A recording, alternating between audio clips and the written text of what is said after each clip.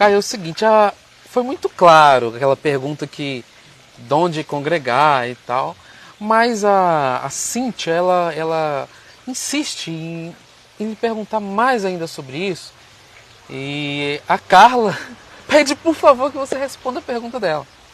E a pergunta dela é a seguinte: onde encontrar uma igreja assim, como você tinha dito, que seja reflexiva e ensine o povo a refletir a palavra de Deus? Encaixando a próxima pergunta, e nesse espírito, por que Paulo escreve para não deixar de congregar?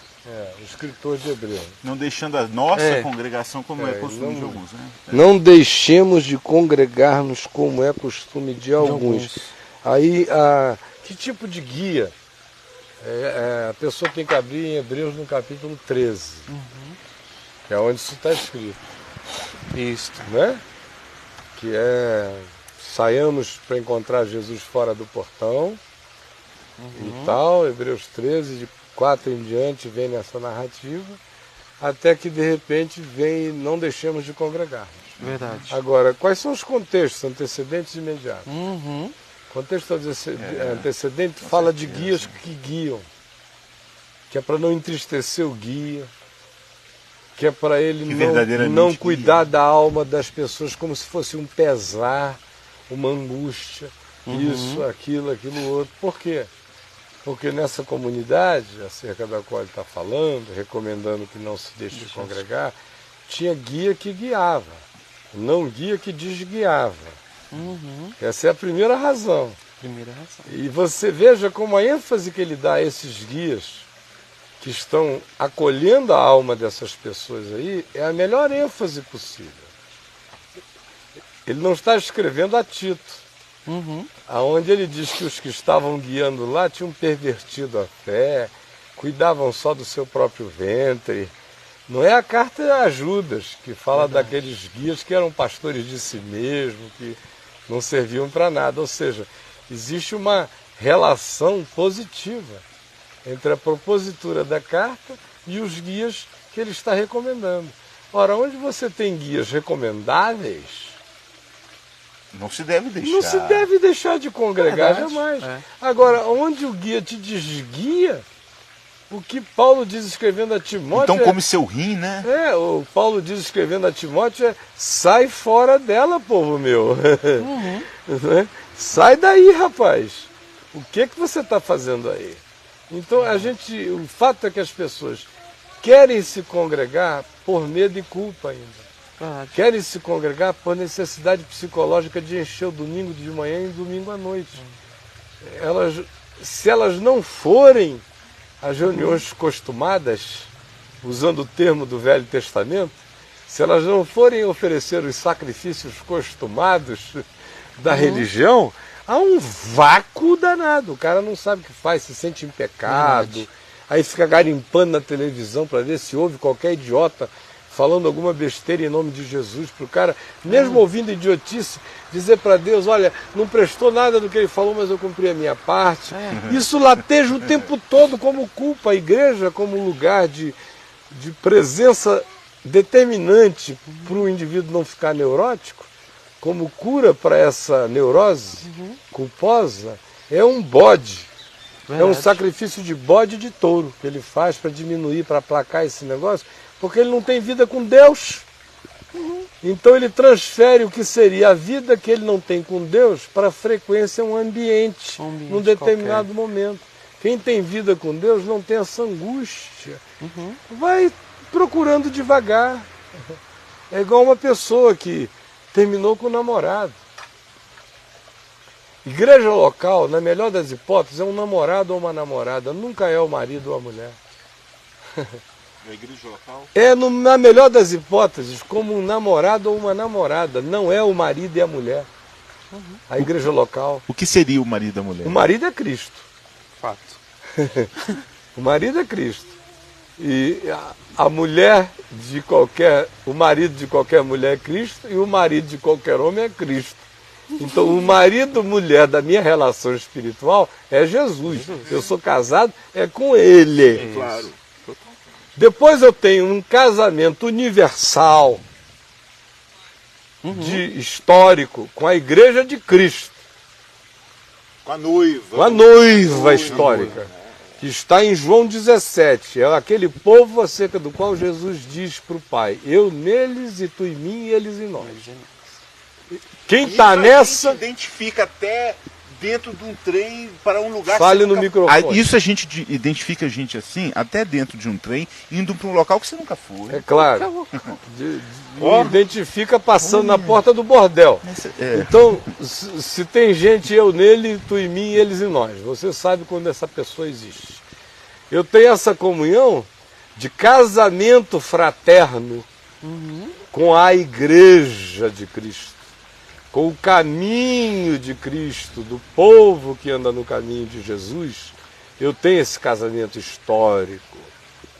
Agora, a igreja local, aonde eu vou, seja aquele lugarzinho que tem a ver com bairro, casa, reunião, seja na casa de Filemon, seja na casa do Elmo, seja numa catedral erigida onde por acaso tenha um povo que seja povo de Deus, que justifique a construção daquela catedral, porque ali se ajunta um povo de Deus de verdade.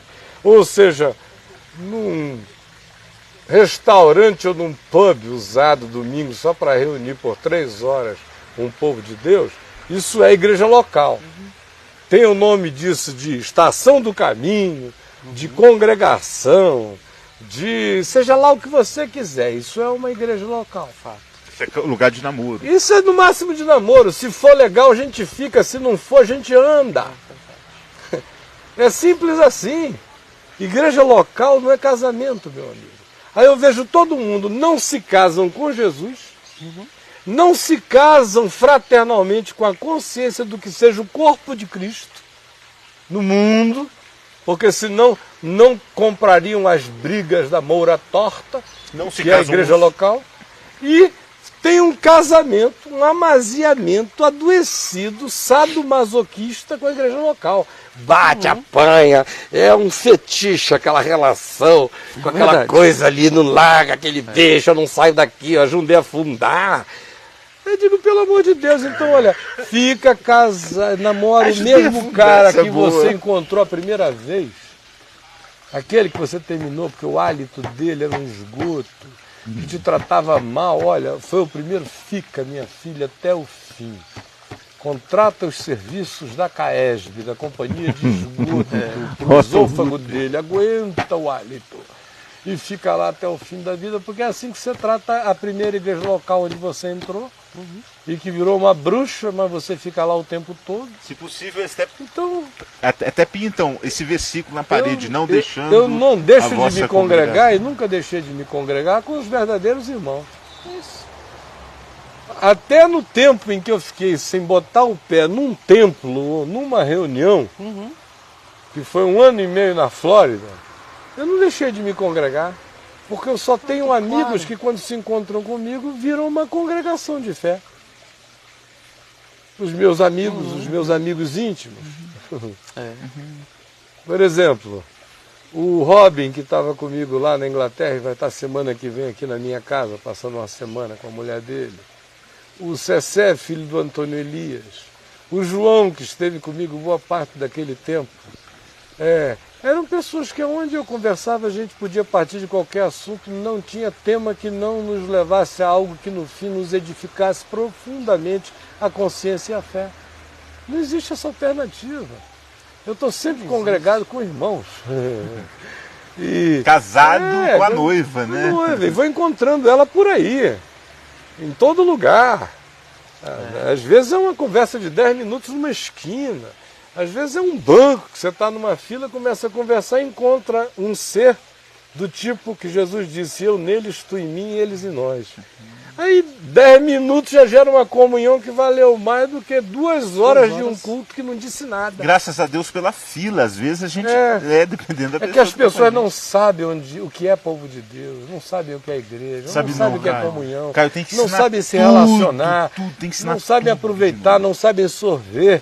Não sabem enfiar o canudinho no pote do amor fraterno, chupar coisa gostosa, ainda que de repente, e ficam casadas com a igreja local. E a igreja local, no máximo, serve como um namoro Se for um namoro muito legal, a gente vai ficando. A gente até casa um dia com ela, se ela continuar saudável em Cristo. Mas se ela se tornar adoecida em Cristo, a gente tenta tratá-la. Mas se houver uma disposição nela de não ser tratada, a gente a deixa. E a gente segue viagem.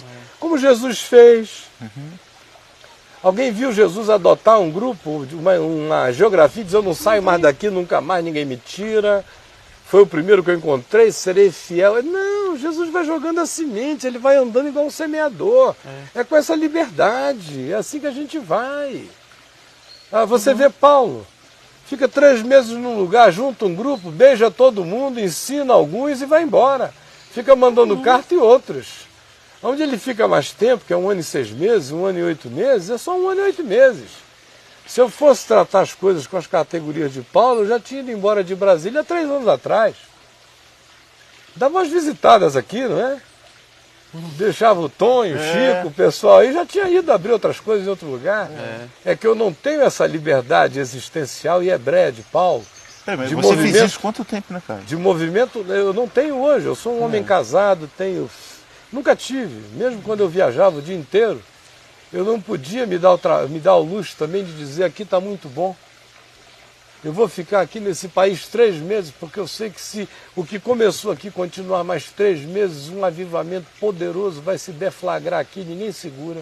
Eu às vezes via as cataratas do Iguaçu prontas para se abrirem. Bah! Mas você está dividido irremediavelmente, como Paulo disse. Se você casou, metade de você tem que cuidar do mundo. A outra metade tem que cuidar das coisas de Deus. E não será de Deus se não for dividido assim. Se você quiser cuidar inteiramente só do ministério, não se case. Se casar para cuidar inteiramente do ministério segundo Deus, vai ter que cuidar metade do tempo das coisas com as quais você se comprometeu. Porque se alguém não tem cuidado dos seus... É pior do que o incrédulo. Então, obrigado, querido. Então, porque as pessoas não entendem nada disso, é que ficam essas questões. Do contrário, elas iam ver que a coisa mais difícil que tem é deixar de se congregar quando você tem essa percepção. E isso dói na alma, viu? Pessoas que são tementes a Deus. Até porque essa pessoa aqui, Tony, abre o catálogo querendo encontrar qual é a igreja batista, presbiteriana, congregacional, Assembleia de Deus, metodista. A procura até nem sai da lista das páginas amarelas, porque a pessoa não consegue nem identificar a igreja onde não tem placa, onde só tem ajuntamento de irmãos, onde não tem algum urubu preto com colarinho clerical determinando quem é e quem não é, onde não há alguém ungido com um anel que salta como a Torre de Babel de apóstolo que ele comprou nas proximidades do Vaticano ou em qualquer outro lugar para ele ser o grande bispo da parada. Não conseguem ver, ou seja, o vício mental de só ver a igreja onde Jesus não via a igreja é o que faz as pessoas ficarem procurando a igreja sem achar. Quando o templo vira de vez o circo. Então, respondendo, a minha resposta é essa que eu já dei. E eu já tinha dado antes, procure aí, você vai achar. Agora, mais prático do que isso, é aquilo que eu disse antes: escreva uma carta que eu encaminharei você e diga que região você está.